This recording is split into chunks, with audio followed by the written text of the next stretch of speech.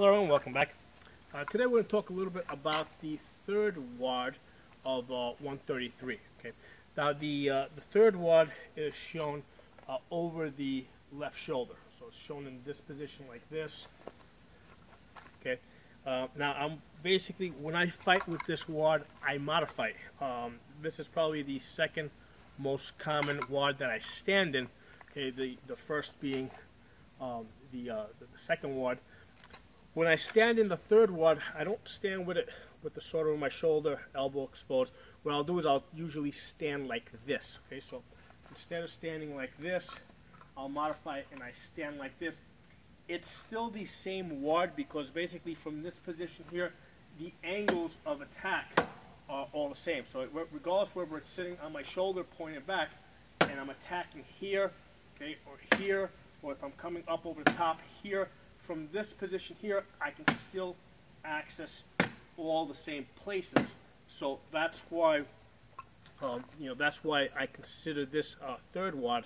You know, it's the same guard, and I use this quite often with the shield. Even with the buckler. With the buckler, what I find is when I use this wad, it offers me a lot of defense. I'm in a position to thrust. If somebody's attacking that side, I can block it here and just counter over the top. From here I can go straight to the leg. I can cut out like that. So it offers me a lot of options. I can even cut down to that quadrant there, to that fourth quadrant, if the opportunity presents itself. Now, let me demonstrate this with the large shield.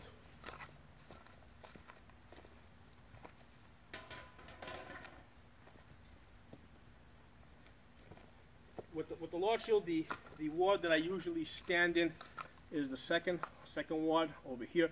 I call it an A-frame. Okay, I tilt the sword over the top a little bit, so if somebody's striking a Scheitelhau or a scalp cut, I have that defense up top. Now with this guard over here, there is some vulnerability here. This is probably the only quadrant where I'm somewhat vulnerable if I just stand there. And that's particularly vulnerable to to a pass-through cut that I talked about in an earlier video, where I say how I was explaining how I passed through the first wad, right? So I'll pass through there, and then from there, cut here. So this area here can be vulnerable, especially once we start moving around. So that's the only area of vulnerability really for this type of a guard. Now sometimes I might be fighting a lefty, okay, somebody who's left-handed, in which case, because the swords are on the same side, all this is exposed. Or if I'm fighting somebody, that's fighting with two swords or two axes or two weapons, this side is open. So in that case, I'll bring the shield over like this to give me more defense on this side, and I'll hold the sword up here. So now I'm basically in that third wad. So from this third wad, I'm in a position to strike out like that. I can strike out there, and strike down over there. I can Winkelhaus around my shield. When you're holding the shield flat like this, you're going to throw a lot of these Winkelhaus that come, around your own shield. Now, you don't have to stay static in that position. A lot of times I'll be in this guard here, and what I'll do is, as I can move the shield, back to the side here if I want to take a leg, and then come back into this guard here. Okay, so I don't have to stand in one guard or the other. I can transition between different guards, but that's how I use the third wad with the large shield. I'm holding here like this, and I'm striking out like this. I'm striking over the top, striking low, especially with the heater where it curves in a little bit over here. I also have that option of just striking straight down, to take a leg if I think it's there. Now, when I'm holding the shield like this, obviously I cannot see my opponent's leg based on what I see in their shoulders and their shield position. Sometimes I have to guesstimate where their legs are.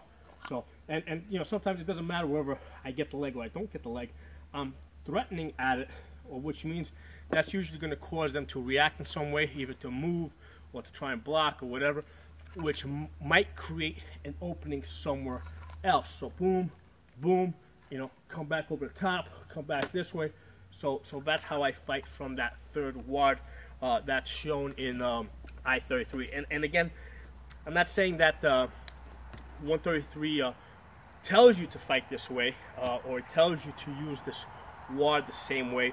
You know, the way 133 shows that ward is like way back here. However, the angles are the same. Whether the sword starts from here or it starts over here, it's still attacking through the same angles. Your opponent still has to block the cuts the same way.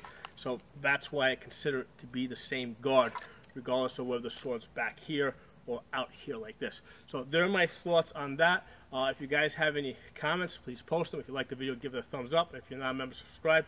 I'll see you guys next time.